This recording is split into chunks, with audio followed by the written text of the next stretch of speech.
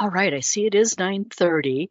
I'm sure people will continue to join us, but we'll go ahead and get started. Talk about logistics a little bit, then I'm going to turn off my camera and start with official introductions. Attendees, we've got you muted, and you would be able to turn off your mute if you have questions at the end when we will open it up for Q&A. But if you could keep yourself muted, we will watch for issues with background noise, and Gary will be watching that and mute the attendees if necessary. We will be sending PDFs of the slides out afterward. I know that's a common question we get, but we'll make them into PDFs. I do remove the cartoons because I don't have permission to use those. And we'll send those out in the next day or two.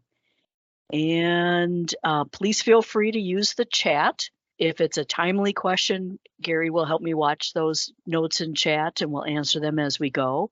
Otherwise, we'll stick around at the end of the hour if people have questions. But let me go ahead. I'm going to turn off my camera and start the official presentation because we're doing recording, so we will take a clip of the recording and make it available on our website in the future. So welcome to today's presentation on flood insurance basics. I'm Ceil Strauss. I'm the Minnesota State Floodplain Manager, and I'll be doing most of the presenting, but we do have Katrina Covino and James Sink from FEMA, from the FEMA region, Chicago office, and they'll be jumping in to help with answering questions and giving any clarifications they might have from the FEMA side. So appreciate you guys being on with us today. And I'll mention that Gary Bennett, my coworker, is manning the logistics here, helping watch the chat, and will be helping with muting if necessary and those kinds of things. As I mentioned, I will send out PDFs of the slides probably later today to all of those of you who were registered, and certainly including you guys who are here today. So continuing on, this is very similar to what I presented last year. If you happen to sit in last year, I've got a few tweaks updating, and Katrina and James may pipe in with some other updates on interpretations that FEMA has since last year. So we'll be talking about, who are the participating communities, a fairly quick review of terms and map zones. Then we'll get into flood insurance basics and what are the factors that FEMA uses for rating them. I do still refer to risk rating 2.0 throughout this presentation, but I know FEMA wants us to call it the NFIP rating system since it's been in effect for a couple of years now. And we'll have time for other questions. And a special note that you'll see quite a few of the graphics in here are clips that were taken from previous FEMA presentations on the updated rating system. So background, the National Flood Insurance Program has been around since 1968, created by Congress to reduce that loss of life and property and lessening the impacts of disasters. And they refer to the three-legged stool. One leg is your floodplain management, the local floodplain ordinances that are based on state and federal requirements. The risk mapping, which is the FEMA maps that we use to identify the higher risk areas and to avoid development in those areas or regulate the development so it doesn't increase flooding if it occurs in those areas. And then flood insurance, which is what we're talking about today. Before the NFIP program came in, there were some private companies that would carry flood insurance, but it was hard for them to stay in business because their policies tended to be clustered. And if there was a big event, then it was hard for them to stay in business. So spreading out the coverage across the country and having it federally backed is one of the main things that's beneficial with the national program here. It is officially a voluntary program. Communities choose to enroll in the program. And if they are in the program, anyone in their community can buy flood insurance. This is a banner that was on Warner Road for a little while in St. Paul when there was a new development going up in the Upper Landing area. Anyway, there was a big development going in right next to the river, and this is the comment that the neighbors that were on a nice high area overlooking the river were suggesting. But I do want to cover a few of the myths right up front, make sure I have time to cover these things. That one of the myths is that you can't buy flood insurance if your property is flooded before. That's not true, that you can continue to have flood insurance. It's not like some other forms of insurance where they can kick you off if you make too many claims. You can continue to get flood insurance. The situations where you can't are very rare, and some things we talk about in our compliance and dealing with violations area. But in general, you can buy flood insurance as long as your community is participating in the National Flood Insurance Program. And if your community is not participating in the National Flood Insurance Program, then you have to look for a private company that carries flood insurance. And there you might have trouble finding it. Another common myth is that you can't buy flood insurance if you live in a high-risk flood zone. Well, no, this is exactly why we have flood insurance, is for those people who are at higher risk so that they can protect themselves. On the flip side, some people think you can only buy flood insurance if you live in a floodplain, if you live in the high-risk areas. That's probably the more common myth, that agents will tell people, oh, no, you can't get flood insurance because you're not in that high-risk zone. You're not in that shaded area, that Zone A or Zone AE. And I had that happen to me when I first started with the floodplain program. I contacted my agent and asked what it would cost to get a policy, and my agent said, "Oh, you can't get a policy. You're not in a flood zone." Well, that agent's long since retired, but I do know it's a common problem. The third point there that's listed in this list is, even if my property does flood, it won't cost that much to recover. Well, people are kind of surprised when they see how little water can cause a lot of damage and cost a lot to do the cleanup and repairs and replacements.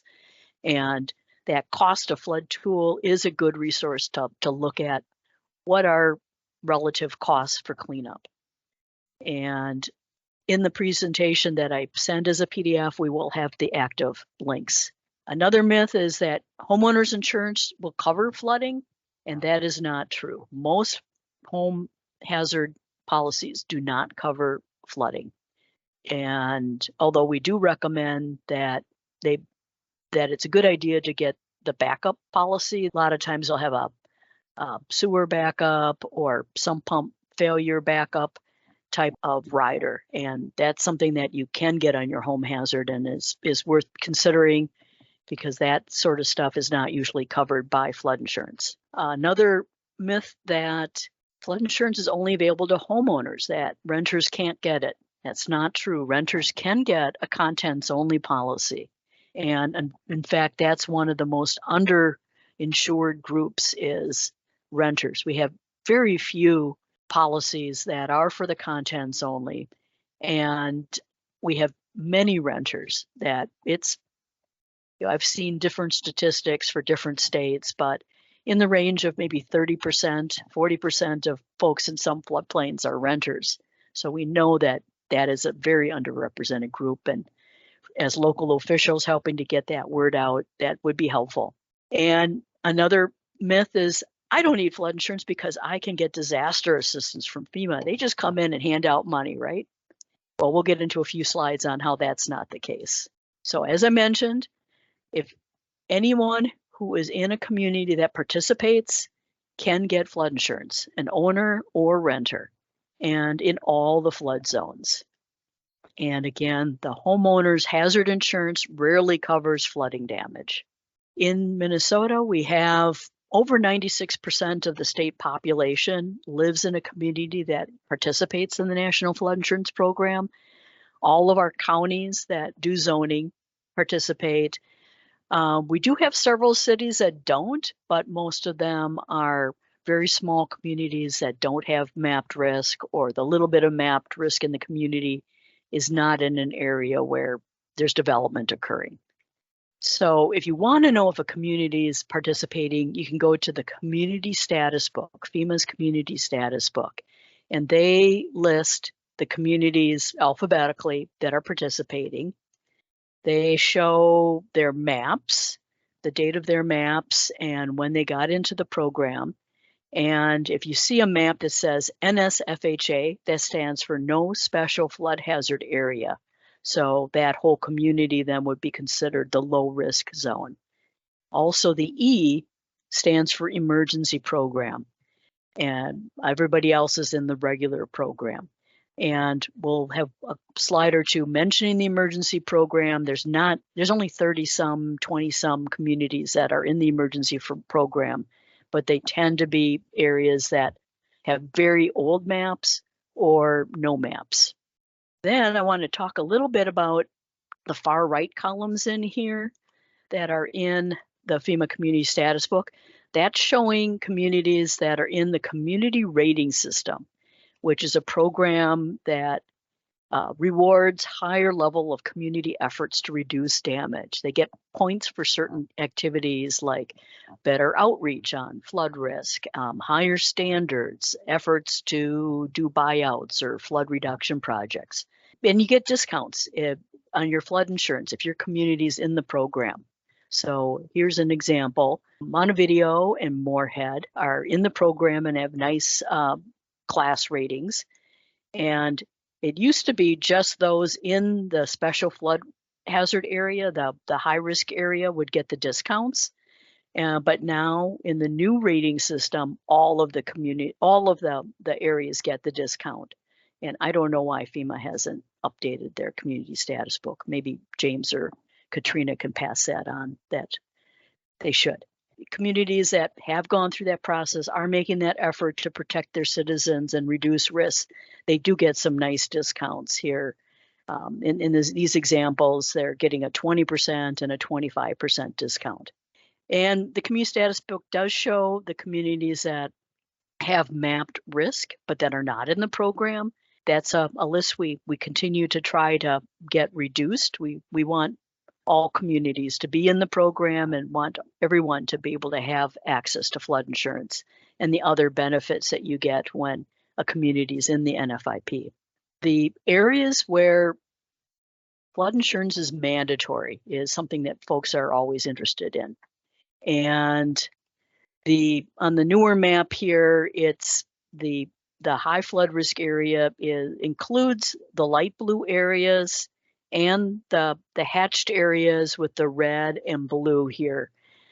And in places where we don't have a detailed study, it would be all blue in a zone A. This is a zone AE where we've got the elevations, we've got a more detailed study. But same thing with the zone A's where we don't show the elevations, but we've got the floodplain shown on the official maps. So if the building is in this area, if it's in or even touching or clipping the building, the lender must require flood insurance if it's a federally backed institution, which is most banks that have the mortgages and secured loans, that they will be required to have them carry the flood insurance unless they have gotten a letter of map amendment or gone through other procedures to have the zone corrected for their property because they're actually high. So like this building here if they had a federally backed loan, would have to have flood insurance. And so would this building here that's just getting clipped. In the medium risk area, it's on the map for information purposes, but it's not mandatory. And same thing in the low flood risk areas. But again, anybody in those areas, they know that they might have some higher localized risk.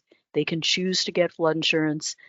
They can also choose the amount of coverage that they want. Whereas someone who is told by their lender they have to get flood insurance, they're going to require their coverage to at least be what the outstanding balance is on that mortgage.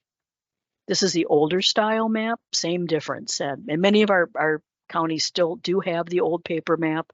So on the old paper maps, it's that dark shaded area is where they must require flood insurance for a federally backed loan and where you regulate as a local community. We refer to it typically as the 100-year floodplain. We try to refer to it as that 1% annual chance floodplain because we don't want people thinking it's only really happens once every 100 years. It's just statistical probability.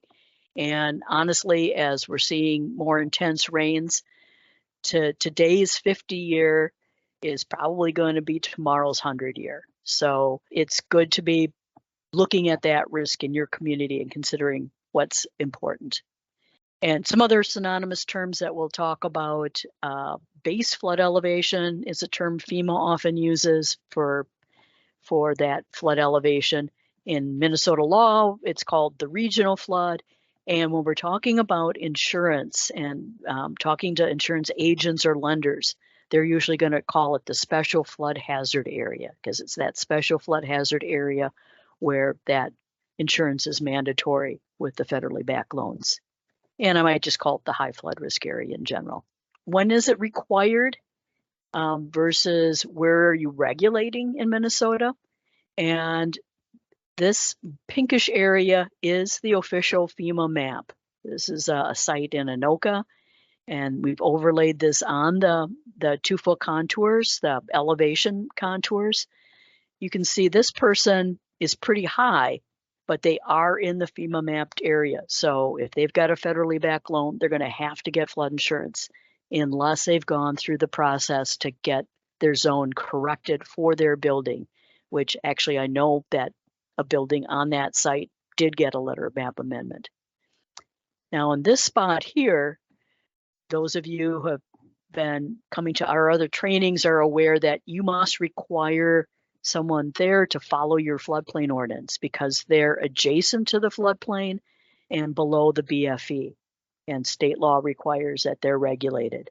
But they will be shown out on the FEMA map, so they won't at this time be required to get flood insurance. But as the maps get corrected and the boundaries better follow the ground elevations, in the future, they'll be shown in the map when that map gets updated. A little bit about getting the waivers from the mandatory flood insurance. This building here, a lender might tell them that they have to get flood insurance because they use a buffer, but they're actually outside, even their whole parcel is outside, so it's not actually a mandatory requirement. Or this building here, again, they might be told they have to get flood insurance by the determination company that helps out the lenders because they're going to err on the safe side because they're taking on liability if they don't identify buildings that are in the floodplain. So a lender will probably tell this person they have to get flood insurance, but if you look more closely at the maps, the building's not actually in the floodplain. So they may be able to show that by showing the official map to the lender, or they may want to get a letter of map amendment out as shown where FEMA determines, yep, that building is not in the actual floodplain. But the buildings that have even a little bit clipping here, they're going to be told they must get flood insurance unless they go through the process of getting that letter of map amendment. So if they actually are in but are high, there are these options here. The letter of map amendments where you show that you're actually high, that your natural ground is higher than the base flood elevation. I mentioned the out as shown with a better example map. There is a letter of determination review where FEMA will do a correction, will do a review. And letters of map revision are bigger scale corrections, either due to a project or better data where the map gets corrected. And oh shoot, I've got last year's dates in here. But we do have a recording of some of our earlier, more detailed trainings on LOMAs and LOMERs and those things.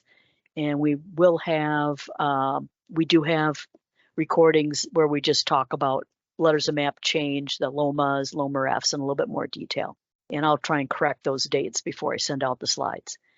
But getting back to insurance basics, I see Angie is asking a question about the example of the home that's not in, but it's below the BFE. Do all the floodplain zoning rules apply, including the vehicular access? That vehicular access is actually a higher standard. So that's something we could discuss, whether that applies or not. And I think that's something to discuss with you individually for your communities, how that's written in your ordinance and how that's interpreted. Back to the coverage limits, in the regular program, which most communities are in, for residential buildings, there's a maximum coverage of $250,000 for the building and $100,000 for the contents and $30,000 for something called the increased cost of compliance, which is something that if the building is substantially damaged, or if the community has language in their ordinance for repetitive losses, where there's 2 or more losses that average 25% of the cost of the building, then they can get up to $30,000 to help bring that building into compliance with the local regulations. In our sample ordinance, we do include the language that allows those repetitive losses to collect on ICC, because that's beneficial for those folks that are in places where they might have more repetitive losses, and we want to get them to be elevated rather than continue to have those losses. So many of our communities now do have that extra language in their ordinance. Non-residential buildings, they can get up to $500,000 in building coverage and $500,000 in contents coverage, and that same $30,000 in ICC. For the emergency program, where we do have a couple dozen in Minnesota, and they can only get up to $35,000 for the building and $10,000 for the contents, and for the non-residential, a bit more. But again, not too many in the state. So, and I'm not going to get into a lot of the detail on this. That's, if you want to know more details, James or Katrina would be the ones to talk to. But this gives kind of a nice summary of the different kinds of policies here for the dwellings, the residential properties, the general properties, which, the non-residential. And when we get into condos, I definitely am not the expert, and I would bring in James for help on interpretation of those things. And there are group flood insurance policies that apply to buildings that get assistance post-disaster. And that, again, is another area where I would defer to the FEMA folks if you've got specific questions on those. So how long do you have to wait after purchasing the policy for it to be effective? Well, normally it's 30 days. If you go and buy that policy, it'll be 30 days before it's effective. And back in the early days of the program, it was only a 5-day waiting period. But in the 93 flood, there were a lot of folks that saw the Mississippi and the Minnesota River and other rivers around the country that they were going to be getting flooded. And they were able to run out, get policies, make a claim because they got flooded a week later or 10 days later. And then they dropped their policy after the flood had gone through. And Congress said, well, that's not a good way to do business here with an insurance program. So they did, in 94 legislation, increase that waiting time from 5 to 30 days. Of course, if you're just getting a new loan, you're just getting that mortgage or a secured loan, it's effective immediately when you get the loan. During the first 13 months, when a county has new maps, which we've got many of our counties that are in the process of getting new maps throughout the state, they can have their policy be good in 1 day. And there are some unique situations where it's immediate. I don't know of any post-wildfire issues in Minnesota, but in other parts of the country, that's an issue. We've talked a lot about what's the floodplain for regulations and for mandatory purchase, but for making a claim, what's considered a flood? And in this old cartoon, yes, it rained for 40 days and 40 nights. And yes, your boat landed on the top of a mountain, but that's not how we define a flood. So working definition of flood is the general and temporary condition of partial or complete inundation of 2 or more acres of normally dry land or 2 or more properties, at least one that has to be your property. And the flooding source is overflow from some flooding source. The lake or the river near you gets really high, runs over land, and floods your building. Or you get a rapid accumulation of runoff. And that would be if you get your 10-inch or 12-inch or maybe even just a smaller amount of rain, but in a really short period. And we're seeing more and more of those kinds of floods, that if you get the really intense rains and the water builds up, it can't get into your stormwater system or get to the lake and river fast enough, and it floods your property. That is something that you can make a claim there. And should mention that it says 2 or more properties. That can include the right-of-way. So if your property is flooded and the street in front of you, that right-of-way is flooded, that counts as 2 properties. And then mud flow. And mud flow is basically moving water with a lot of mud in it, a lot of content, more viscous stuff. And I've heard it described as more like Ovaltine. But that's different from landslides.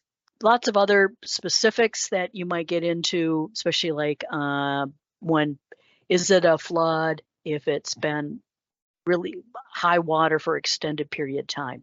So those, we've got more specific guidance, and we bring in our FEMA counterparts here to help us out with some of those details.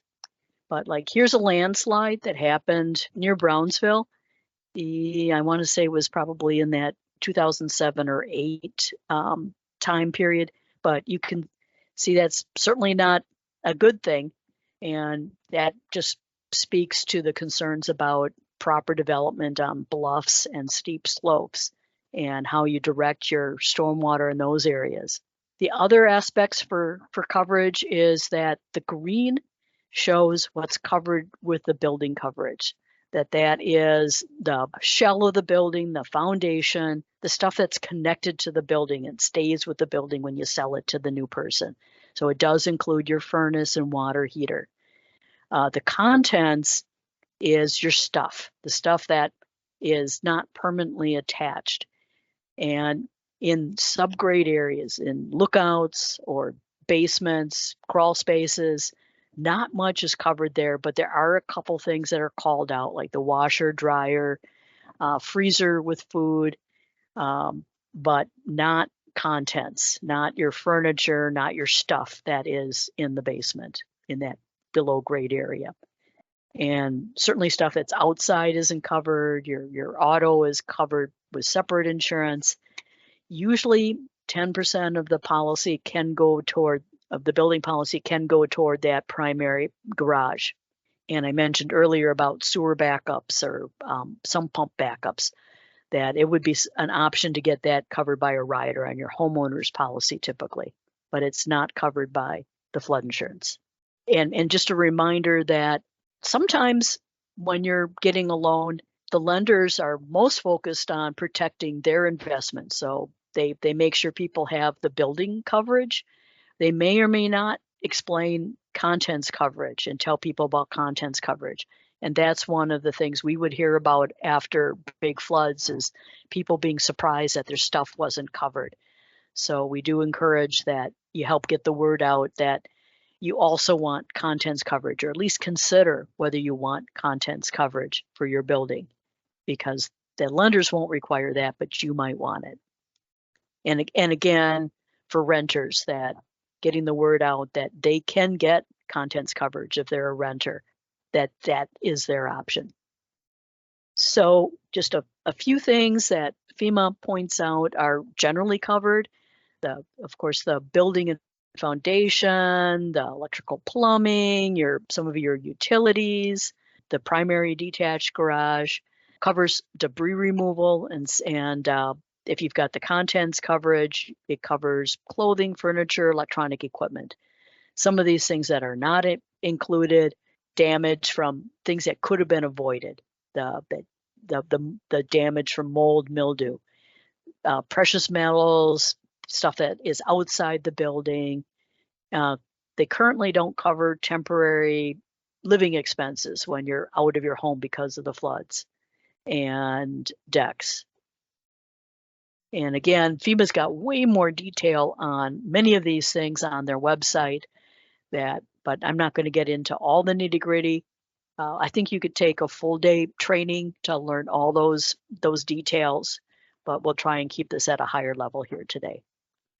And then here's a nice summary of the process for making claims. And I'm not going to go through this in detail, but just be aware that FEMA's got some nice resources on how to make those claims and some assistance resources. So cartoon, no, your flood insurance doesn't pay if you're flooded with junk mail and Cadillacs. Okay, just inserting a little humor here.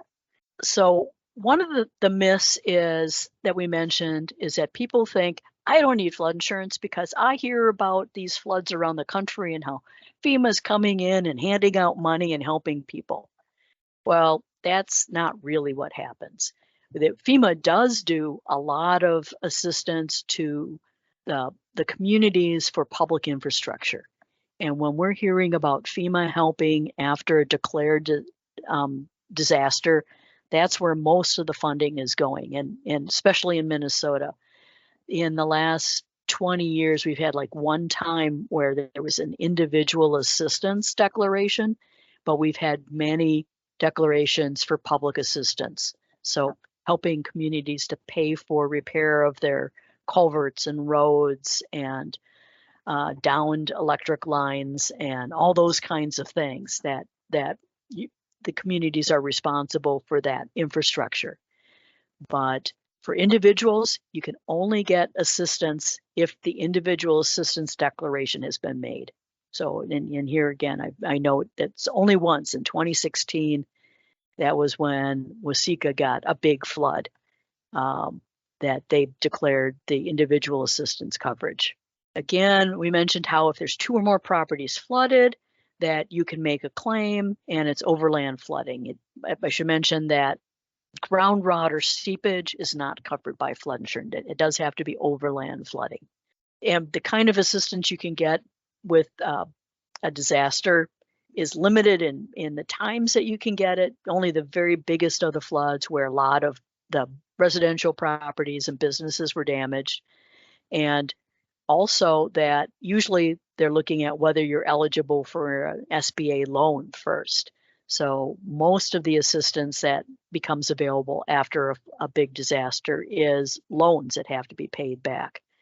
And when there is individual assistance and they have the assistance there that's not a loan, it's usually a small amount, in more like in the 5,000 to 10,000 range. And the max, actually, I think the max might be into the 40s now. I don't have that updated. But again, very few properties in Minnesota are going to be able to take advantage of that. And here's a nice graphic showing typically, and this is more of I think a national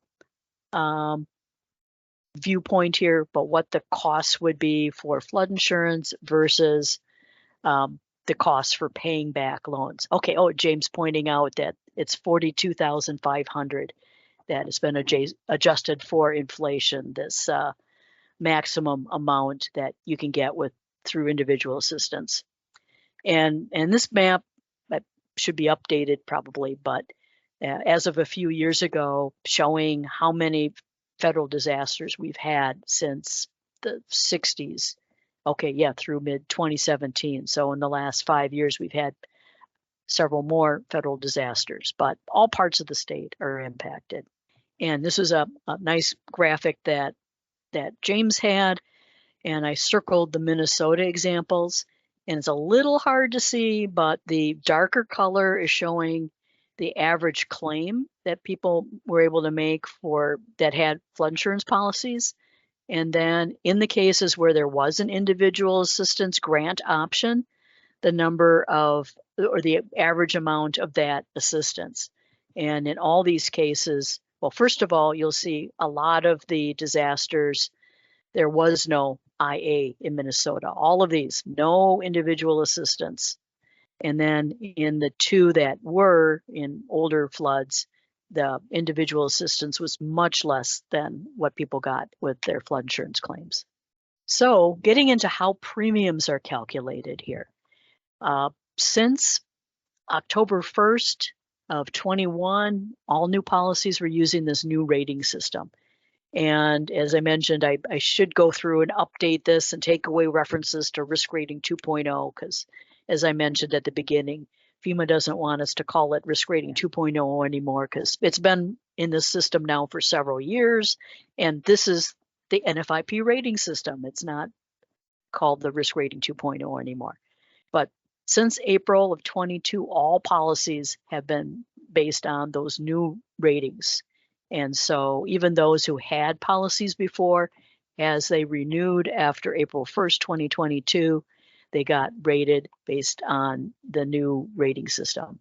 With the new system, and we've already talked about some of these things, but at a high level, we're still using the FEMA maps to determine mandatory purchase, and we're using them for floodplain management purposes, and there had been statutory limits on how much the annual premium can go up. That's 18% a year for primary residential properties, 25% a year for non-residential, and for the properties that aren't the primary residential building, so your second homes basically.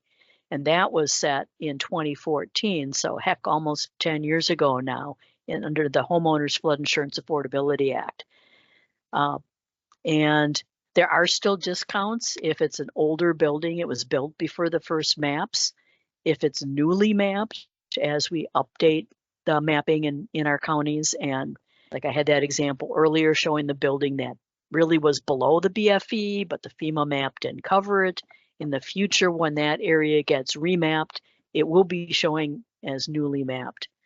But there will be a glide path to the full risk rates, even for these buildings and for those who had earlier cheaper policies. There's still discounts in the community rating system communities, and it's even better than before because it's not just in the special flood hazard area.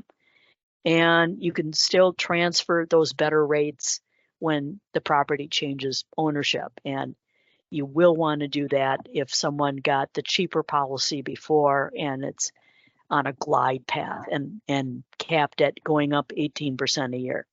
Some of the fees and surcharges are not changing. There's still a reserve fund assessment. I can pronounce my Ds. There is a surcharge that was included in the HIFIA, the Homeowners Flood Insurance Affordability Act, that in 2012, they were originally saying that new buildings would jump, or buildings that had some of these discounts were going to jump right to the full risk rate. And of course, people were very upset by that. So in 2014, they've said, no, they were going to put them on a glide path. But in order to balance the costs for those people to be on a glide path, they added these surcharges of $25 for the primary residential, $250 for the non-residential buildings, and non-primary, the second homes. There's a federal policy fee. And if there are any communities that have not been doing a good job of administering their regulations and they've had a lot of violations they're not taking care of, they're put on probation and there would be a surcharge. We don't have any of those communities in Minnesota. So in the old system, the legacy system, as FEMA calls it, if you were in the mapped area, the special flood hazard area, you had a different way of determining the premiums than if you were in the medium risk and low risk areas. And if you were in that high risk area and you were post-FERM, you were a newer building built since the maps had been out in that community, you had to have a FEMA elevation certificate to get rated. And then those that were outside that area had a different rating system, and most of them got a discounted preferred risk policy. Now, all the zones are treated the same. They don't have tables that are for the SFHA versus outside those areas now. They look at each individual property and look at the risk for those properties based on a bunch of different factors. Oh, and this is a reminder to mention that lenders, they must require flood insurance in the main special flood hazard area, but outside of those areas, they have the prerogative to require that. So for the homeowner or hopes to be homeowner, they can shop around for different lenders. The banks can say, hey, we want you to get flood insurance because you're close to the risk. This is the table showing what the prices used to be for these preferred risk policies, which were very common in Minnesota, 65 to 70% before we went into the new system. And they were quite inexpensive. They ranged depending on how much coverage they had. Once you add the surcharges and other fees to these tables, it costs from $200 to $700 a year. And so we had quite a few of those. So those aren't there anymore. But if people had those policies, they're on the glide path, going up by that 18% or 25% a year now. So again, some of the main things that they looked at in the past were whether it's in the flood zone or not, the high risk flood zone. And if they were, they would look at the base flood elevation and require getting an elevation certificate to figure out the actual elevation of the building and what the lowest floor was. They did look at foundation type. So how many floors, does it have a basement or crawl space, that kind of stuff. But now they look at a lot more factors. They still look at, where's that building compared to the flood sources, but they look at that for all the buildings, not just those in the mapped areas. So look at how far, how high are they above the flood source, and is it a coastal flood type or riverine or the Great Lakes, those kinds of things. They also look at relative elevation in your area. They'll look at how high is your building compared to the land within 500 meters of your house.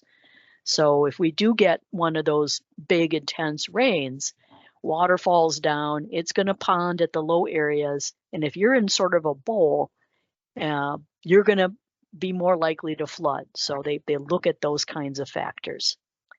And they do look at the construction type still. Do you have a basement or crawl space, or is it on piers, that kind of stuff? And foundation types, is it wood or is it masonry and brick, stuff that is going to hold up to water better if it's underwater for an extended period of time. They do look at the relative elevation of the ground compared to the building. They look at the first floor height above grade, how many floors are there. And something that they're looking at now that they didn't look at in the past was prior claims. I think we have a separate slide about that, but basically claims since 21, when they started the system, you're forgiven for the first claim, but once you've got second, third, fourth claims, that will start impacting the premium costs. Whereas before, you could have a bunch of different claims and it didn't affect your premiums. So some of the things that are in the rating, they've got this rating engine. They got a lot of behind the scenes stuff that I don't get to see. People in general don't get a chance to see. They have proprietary information, basically like LiDAR and other data that comes from private sources, big data sources. So they do look at a lot of different things. They look at a lot of different frequencies of flooding, because if you're getting flooded by a 10-year flood, you're a bigger risk. Yeah, whether you're in an urban area and you're in that lowland area, they'll look at that. They will use these sources to try and figure out what your first floor elevation is compared to the lowest adjacent grade. But in general, one of the good things is they're getting away from the cliff effect. With the old system, you were rated very differently if you were in the official floodplain versus outside. So here's an example range here of what it was in the old system, that the person who was just barely in had a premium of $5,000 a year. Person who was just outside for the same amount of coverage, their premium was closer to $500 because they could get that preferred risk policy. And so from a fairness standpoint, equity standpoint, better reflecting the risk, these folks would not have the huge difference now. They would be much closer in what their premiums, what their risk is. So again, with the old system, they would look at base flood elevation and then the lowest floor. If the lowest floor was way lower than the flood elevation, the premium was a lot higher. Now they look at that lowest adjacent grade compared to the first floor elevation is one of the big factors they look at. And again, they're looking at elevations for all policies, not just those in the mapped area. So they'll look at, here is your first floor elevation on your one level, no basement kind of situation versus, they do take into account those that are up on the pilings and then protecting themselves, or they're up higher. And there are two ways to measure that first floor height. I talked about the rating engine, that they'll do it for you based on all that proprietary information that they've got. Or you can submit a FEMA elevation certificate. You can have a surveyor, licensed surveyor, professional engineer complete the form and go out and then you can submit that for consideration in the rating. And if the elevation certificate gets you a better rate, they'll use that. If the elevation certificate rate is not as good as the rating factors here, they will use the rating engine to determine your policy costs or your premium. So there's no disadvantage to submitting an elevation certificate.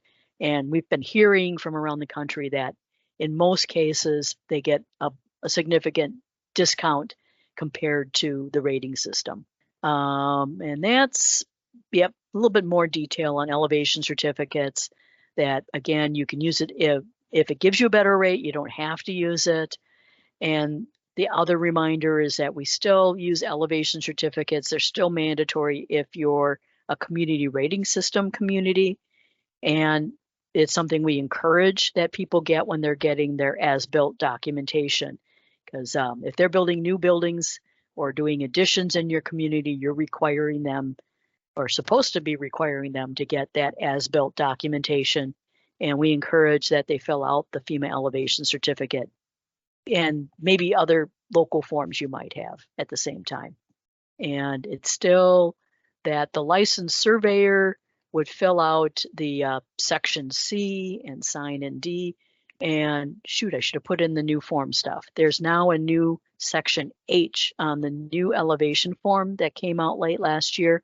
And it allows the homeowner or their representative to measure themselves, with a tape measure or yardstick or whatever, and fill out that part of the elevation certificate. So that can also help people get a better rate if they can show more accurately what that difference is between the lowest floor or the first floor elevation above grade versus that lowest adjacent grade.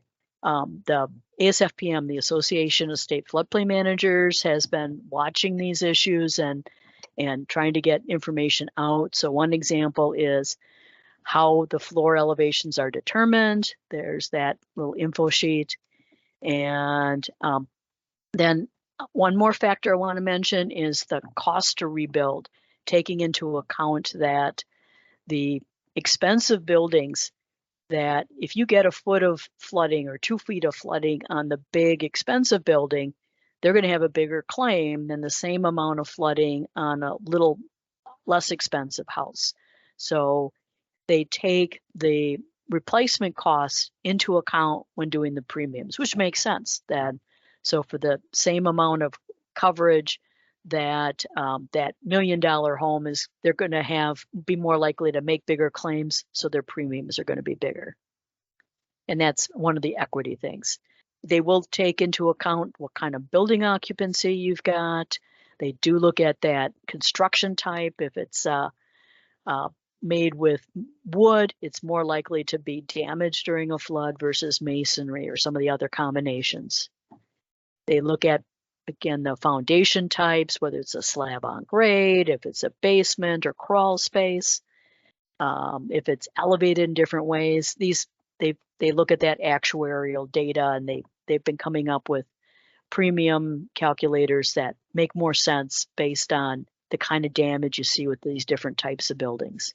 They also look at what floor you're on. And that was one of the things that folks in Chicago would gripe about, that they were paying the same thing even if they were way high above the lake, and they really didn't have as much of a risk. They do factor that in now.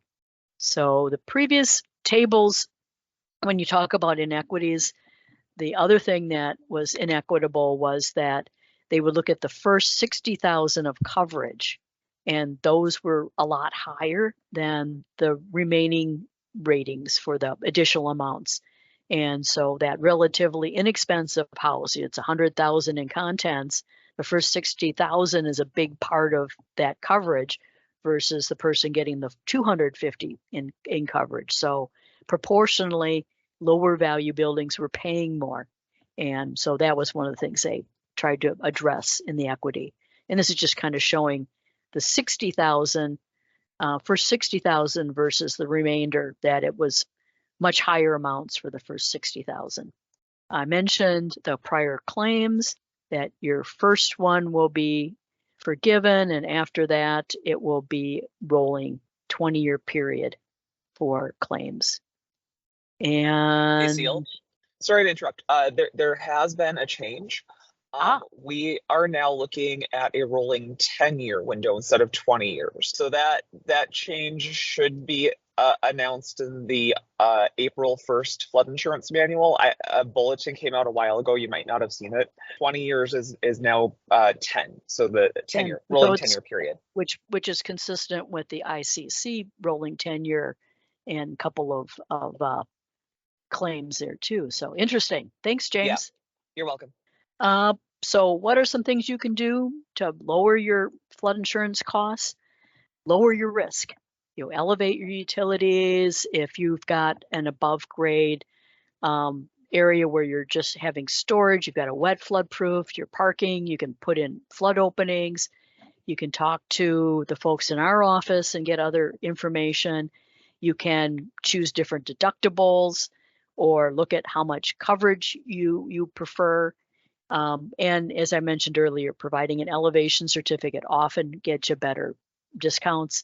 And if your community isn't a community rating system community, think about it, especially those that have a lot of policies or doing a lot of good stuff. We encourage those communities to consider getting in the CRS.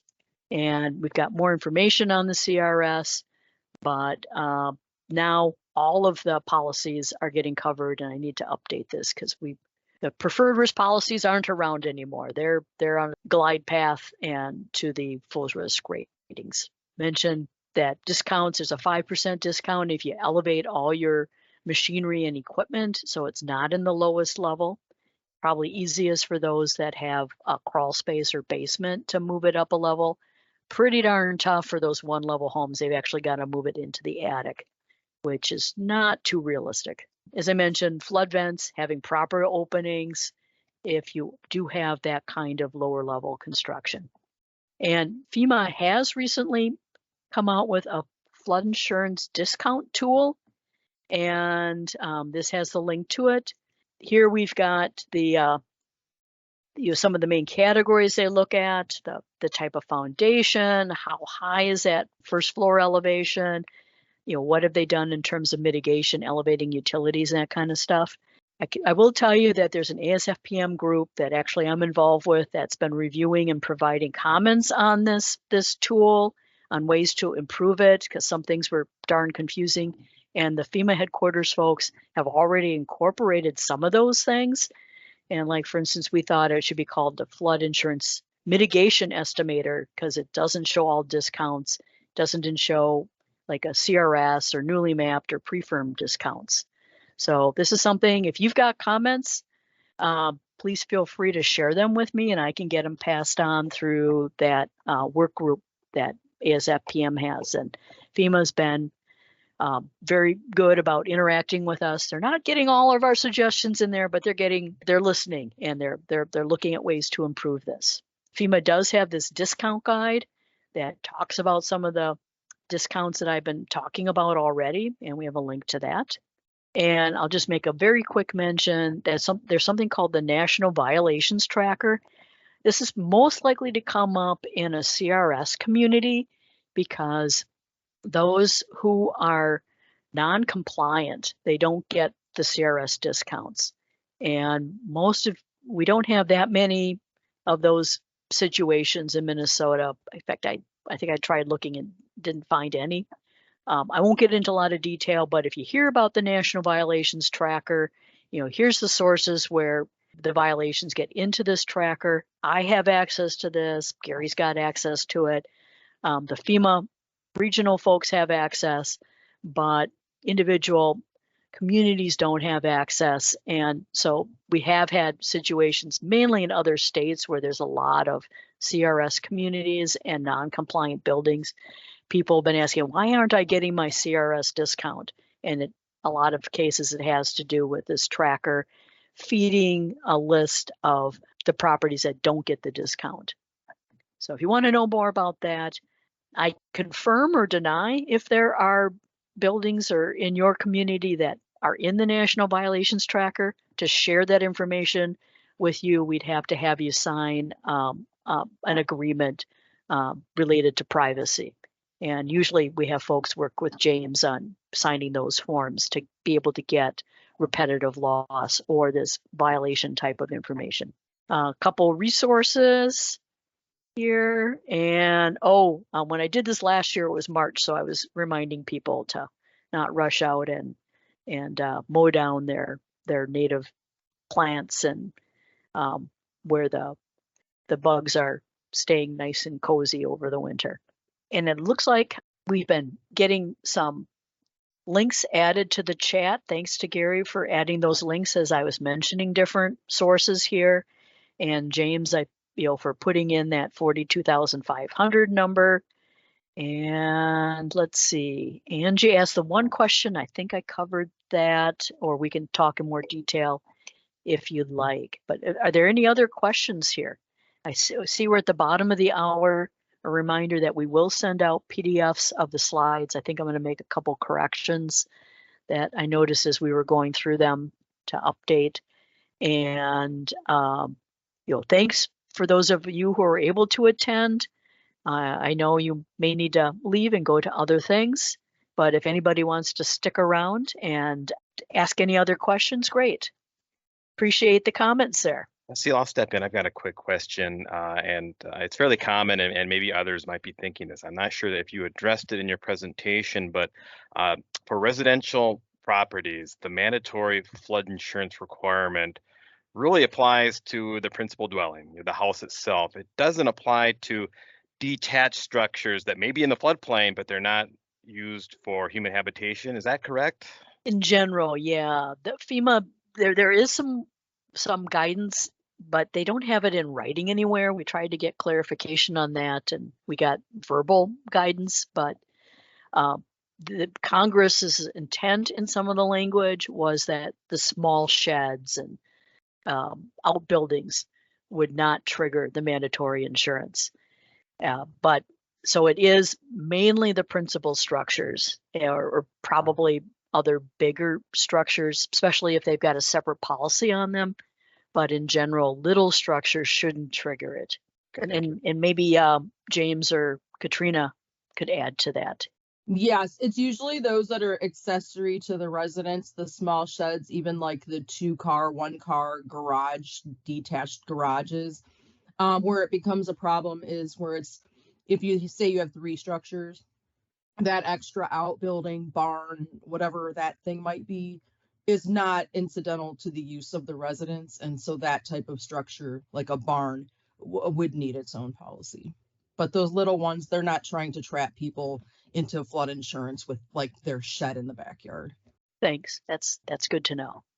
Yeah, when we're talking about the mandatory insurance, that's what we have been telling people. Interagency guidance. Okay, not FEMA guidance. I'll have to track that down. If you can hear me, there's a confusing bunch of different iterations of the interagency Q&A. Katrina can send you the current version, which does have some really good guidance on the accessory structure question. That is what the lenders are going to refer to when determining whether or not the requirement applies. Great, that'd be very helpful. Would appreciate that. I do want to say thanks to James and Katrina. Found out this morning she was joining us because I forgot to send appointments to James long ago, and I just reminded him the other day that I was hoping he was joining us. So I big thanks call out to those guys for joining us or for today's training. Early on, when you were discussing what is and is not a flood, I recall you commenting on conditions in which waters could have been rising over time, and that did you bring in FEMA on those issues. I wonder if you can expound on that a little bit more.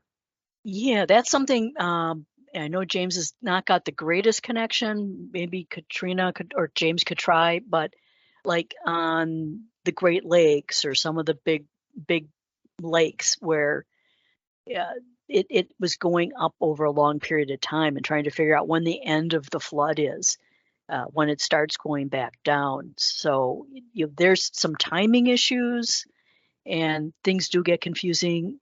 I know that James contributed an article in our Water Talk newsletter a few years ago, talking more specifically about the Great Lakes and that aspect of insurance. James, do you think you could jump in here and give some input? Yeah, and if you can't hear me, just let me know, and Katrina can jump in. But something else Katrina can send you, Ceil, that will be helpful with this is Katrina, on the NFIP services site, so the industry website. There is a link there to flood in progress. If you could send that to Ceil along with interagency Q&A, it has some good explanation there. But basically, what happens is, flood insurance. We just like any other insurance, we can't pay for flooding that started before the policy was effective. It's kind of like if your house started on fire and you didn't have fire insurance, but then you called your insurance agent while your house was burning down and tried to buy fire insurance and thinking they're going to cover it. They're not. It's the same thing with flooding. The policy needs to be effective before the flooding starts. So what we saw happening in Lake Chamano in Minnesota or Eagle Lake in Michigan, we saw these lake basins that didn't have like a convenient natural outlet that kept rising year after year after year during wet cycles. And so the lake would have been in this really long, extended period of flooding, but people would not buy flood insurance until the lake was practically in their house and then file a claim. In those cases, we do have to look very carefully at when the policy was effective, and we need to do a lot of research to figure out when the flooding started to determine whether or not the policy was valid and whether or not we can pay the claim. So we do have to look at those individually on a case-by-case basis. Every claim is different. It does require a lot of time and a lot of effort to make sure that we get a good timeline. Sometimes we even need to send a general adjuster to interview local officials. We had to do that in Texas, in Eagle Lake in Michigan. So the most important thing is buy flood insurance. There's that 30-day waiting period, and renew it every year. When we've had these flood in progress situations, people who were continuously insured were fine. It was the people who were waiting until the last minute to buy flood insurance that ran into an issue. Hopefully that answers your question. I'm happy to clarify anything that needs to be clarified. Thank you both. I appreciate it. We've got a couple of lakes like Chaminade, so look forward to connecting offline. And James, your contact information hasn't changed, right? This is from last year. Nope, still is the same. Yep, thank you. Great. Yes, and James is our regional flood insurance liaison, and so we refer to him as our riffle. So that is what I had in my presentation. So thanks everyone for attending. Thanks everybody.